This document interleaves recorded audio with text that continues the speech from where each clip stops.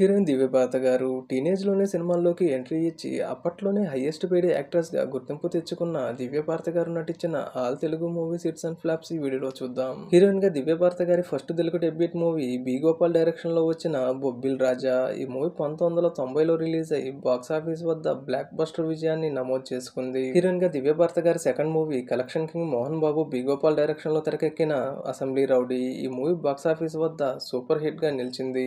దివ్యభారత గారి third movie megastar చిరు సరసన నటించిన 'రౌడీ అల్లుడు'. ఈ మూవీ 1991లో రిలీజ్ అయ్యి బాక్సాఫీస్ వద్ద సూపర్ హిట్ గా నిలిచింది. దివ్యభారత గారి ఫోర్త్ మూవీ 'నా ఇల్లే నా స్వర్గం'. ఈ మూవీ యావరేజ్ అయింది. ఫిఫ్త్ మూవీ 'చిట్టెమ్మ మొగుడు'. ఈ మూవీ బాక్సాఫీస్ వద్ద హిట్ గా నిలిచింది.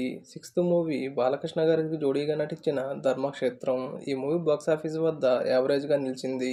దివ్యభారత గారి హీరోయిన్ గా సెవెంత్ మూవీ, అలానే తన చివరి మూవీ కూడా 'తొలి ముద్దు'. ఈ మూవీ 1993లో రిలీజ్ అయ్యి సూపర్ హిట్ గా నిలిచింది. ఈ మూవీ షూటింగ్ జరుగుతున్న సమయంలోనే దివ్యభారతి గారు చనిపోతే, ఆమె స్థానంలో ఆమెకు దగ్గర పోలికలో ఉన్న రంభా గారిని పెట్టి మిగతా షూటింగ్ కంప్లీట్ చేశారు. ఈ మూవీ ఆ తర్వాత బాక్సాఫీస్ వద్ద రిలీజ్ అయ్యి సూపర్ హిట్ గా నిలిచింది.